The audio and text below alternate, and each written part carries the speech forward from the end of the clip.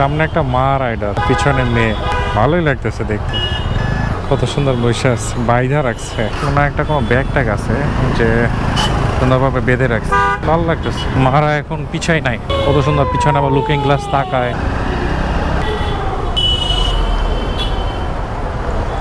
অবশ্য পোলাদের মতো এখনো পুরো রাইডার হয় নাই, পোলারা আবার ফাঁক ফোকর দিয়ে যে জায়গা মন চায় ওই জায়গা দিয়ে বাইরে যায়। আপনি যতই জ্যাম জোরে থাকেন, যদি আপনার কাছে থাকে একটা বাইক, আপনার আর কোনো জ্যামেই পড়তে হবে না। জ্যামে পড়তে হবে কিন্তু বইসা থাকা লাগবে না। আর ঢাকা শহরে বাইকের বিকল্প আসলে কোনো কিছুই নাই, বুঝতে পারছেন?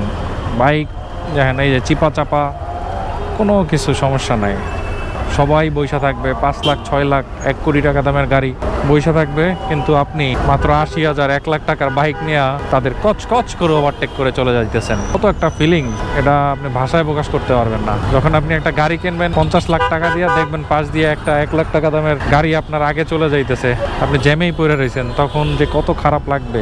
যাওক সে সিগন্যাল দিয়েছে, সে ডাইনে যাক, অবশ্য ডাইনে যাবে কেমন, জ্যাম পড়ে রয়েছে, বাম দিক দিয়ে কাইটা যায়। ঢাকা শহরে যারা বাইক চালান তাদের একটা টিপস এন্ড ট্রিক্স শিখাই দেয়, যেটা হলো যত পারেন বাম পাশ দিয়ে চলাফেরা করবেন, তাইলে আপনি তাড়াতাড়ি যাইতে পারবেন। আর যদি মনে করেন ডাইন পাশে ঢুকে যান, তাহলে অনেক দেরি হবে আপনার বাইক দিতে। এই যে দেখেন, আমি কত সুন্দরভাবে টুক করতে করতে এই যে বাইরে গেছি। যাও মামা, তুমি যাও আগে, তারপরে আমি যাইতেছি, প্যারা নাই, চিল। বামের রাস্তায় যে রিক্সাওয়ালার লেগে ফাঁকা রাখে, আর গাড়ির অনেক ড্রাইভার আছে যারা ভালো, তারা মনে করেন আপনার বামে একটু জায়গা রাখা তারপরে গাড়ি চালায়। কিন্তু দেখা যায় যে মাঝে মাঝে ঝামেলা করে হলো যাইয়া লোকাল বাসগুলা আর ঝামেলা করে হলো যাইয়া অটোগুলো আছে, ওইগুলা ঝামেলা করে। এছাড়া ঝামেলা নাই। অটোগুলা আবার উল্টা পাল্টা ঢুকাইতে হয়, এই জন্য যাওয়া যায় না। কিন্তু পায়ে চালিত রিক্সাগুলো আবার ঠিকঠাক আছে, তারা আবার ঝামেলার না। যারা ঢাকায় নতুন গাড়ি চালাইতে চান, তাদের জন্য আসলে ঢাকা শহর না। মিনিমাম হলো আপনার 1-2 মাসের এক্সপিরিয়েন্স লইয়া তারপরে আপনি ঢাকার রোডে গাড়ি চালাইতে নামেন। যদি না চালাইতে নামেন, তাইলে মনে করেন ভোগ অব দা মায়ের ভোগে চলে যাইবেন। কারণ কি ভাই, এখানে কারো গতিবিধি আপনি বুঝবেন না, ঠিক আছে? উর্কিস তুর্কিস আপনি টানা যাইবে না। মনে করেন ডাইনের গাড়ি বামে ঢুকে যায়, বামের গাড়ি ডাইনে ঢুকে যায়। এগুলো অনেক কাহিনী আছে ভাই, এগুলো যখন রাস্তায় নামবেন তখন চালাইতে আপনি বুঝ চালাইবেন। আর ঢাকা শহরে যত মনে করেন কম স্পিডে গাড়ি চালাইবেন, ততই ভালো। যে আগে যাওয়ার, যে তাউরাস করবে, যে মনে করবেন আগে যাইতে চায়, তারে আগে যাইতে দেবেন। কোনো পাকনামি করার দরকার নাই, কোনো রাগ দেখানোর দরকার নাই, কোনো গরম দেখানোর দরকার নাই। বুঝতে পারছেন বিষয়টা? বুঝলে ভালো। কাকু, এটা মনে হয় মেয়ে রাইডার, শিওর এটা মাইয়া চালক, শিওর। আমি একবার 100% গ্যারান্টি। হ্যাঁ, দেখছেন মাইয়া চালক, একবারে 100% কইলাম না। কারণ কি, মাইয়া চালকরা হইলাম কি, দাপ করে ধরেন, সে কিন্তু বাম দিয়ে বাইরেছে, সাথে সাথে সে ডাইনের সিগন্যাল দিয়ে দিয়েছে, সে ডাইনে যাইবে। আরে বাবা, তো সামনে যাইতে আরও মিনিমাম হলো তো 500 মিটার আছে, তুই যাইয়া একটু সামনে যাই, তারপর তুই ডাইনের সিগন্যাল দে না, তার সাথে সাথে যাইতে হবে ডাইনে। ব্যাপার না, মাইয়াদেরও পুরো রাইডার আছে অবশ্য।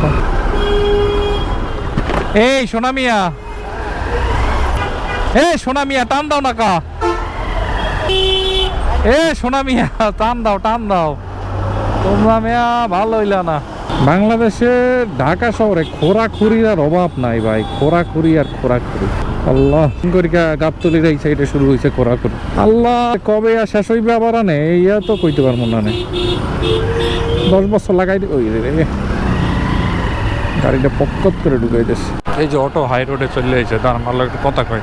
শোনা ভাই, পুলিশে লড়াই না তোমাকে? এখানে ধরে না। এইখানে এটা হলাম সাভারের রোড, তো এখানে পুলিশে ধরে না, পুলিশে তাদের ছাইরা দেয়। এটা হাইওয়ে রোড ভাই, এগো যাক ভাই, এরা রিক্স নিয়ে গেলে আমাকে ঘোরার দিক। টোটো আয়, লাবলু